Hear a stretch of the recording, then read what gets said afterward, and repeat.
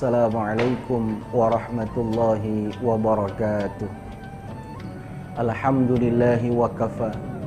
Wassalatu wassalamu ala rasulihil mustafa wa ala alihi wa sahbihi wa man ihtada amma ba'du. Selamat pagi para pemirsa setia. Assalamualaikum Nusantara dimanapun Anda berada. Alhamdulillah di pagi hari yang cerah ini Allah subhanahu wa ta'ala senantiasa mencurahkan rahmatnya bagi kita semua. Alhamdulillah, summa alhamdulillah.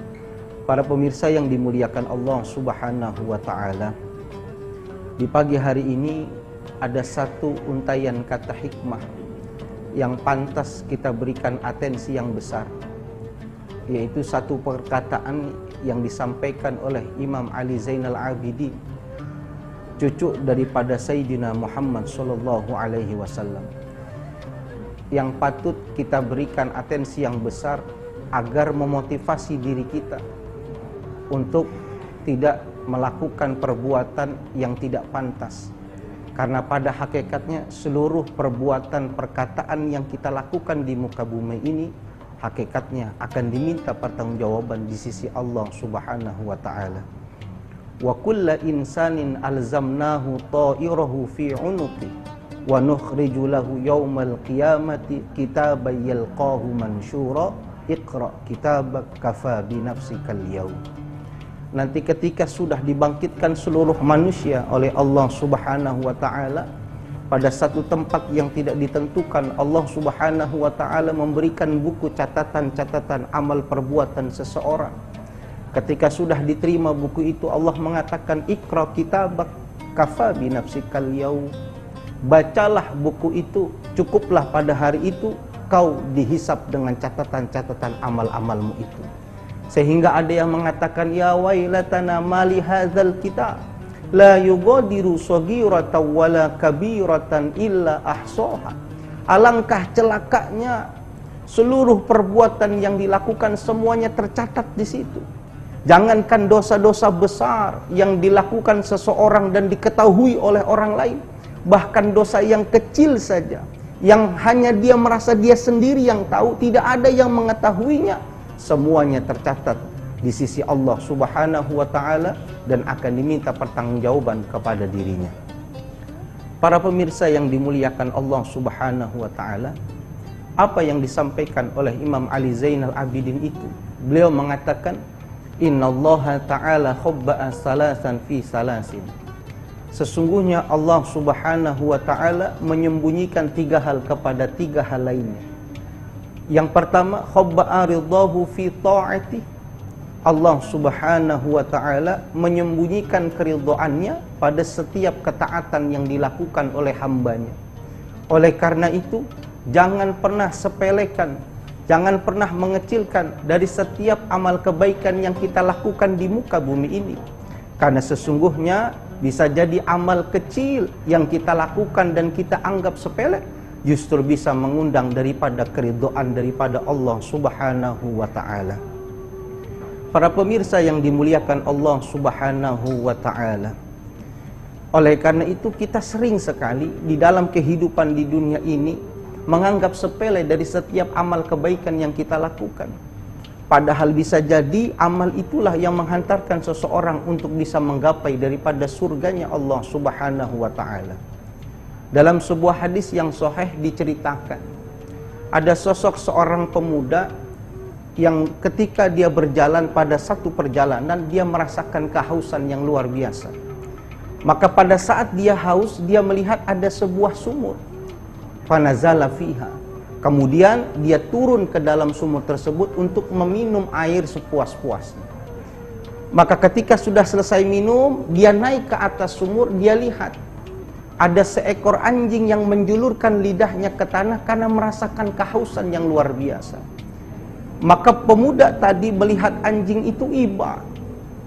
Ada rasa kasihan di dalam hati dirinya, sehingga dia memutuskan kembali untuk turun ke dalam sumur tersebut dan mengambilkan air dengan menggunakan sepatunya.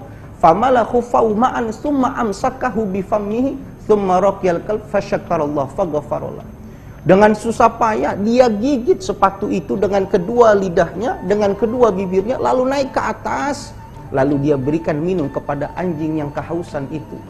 Fasyakarallah faghfarolah, maka berterima kasihlah Allah. Seiring dengan terima kasih anjing tersebut, maka dosa orang itu diampuni oleh Allah Subhanahu wa ta'ala. Bahkan dalam riwayat yang lain dikatakan orang tersebut dimasukkan oleh Allah Subhanahu wa ta'ala lantaran kebaikannya itu. Ini saudara yang dimuliakan Allah Subhanahu wa ta'ala. Anjing yang di mata sebagian manusia adalah hewan yang hina. Hewan yang apabila lewat di hadapan seseorang di depan rumah diusir, bahkan dilempari dengan sesuatu yang membahayakan dirinya. Anjing yang begitu hina namanya ketika seseorang membenci kepada orang lain dan ingin mengutarakan rasa marahnya mengucapkan nama anjing itu sendiri. Begitu hinanya nama anjing di sebagian manusia. Tapi kalau ada seseorang yang melihat seekor anjing dalam keadaan kesusahan, seperti kasus ini, merasakan kehausan, ada sosok manusia yang ikhlas ingin menolong anjing tersebut, maka Allah Subhanahu wa ta'ala akan membeli ganjaran yang luar biasa berupa surganya Allah Subhanahu wa ta'ala. Ini orang yang memberi minum anjing sehingga dia bisa selamat dari kematian.